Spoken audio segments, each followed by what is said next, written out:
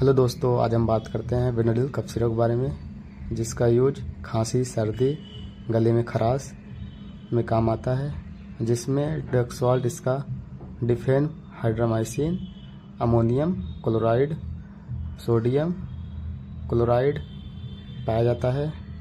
अगर हम इसकी डोजेज की बात करते हैं, इसको 6 साल एबव वाले बच्चे को दे सकते हैं, 6 साल बिलो वाले बच्चे को नहीं दे सकते हैं। इसमें वार्निंग दिया गया है, do not use for 6 years below child.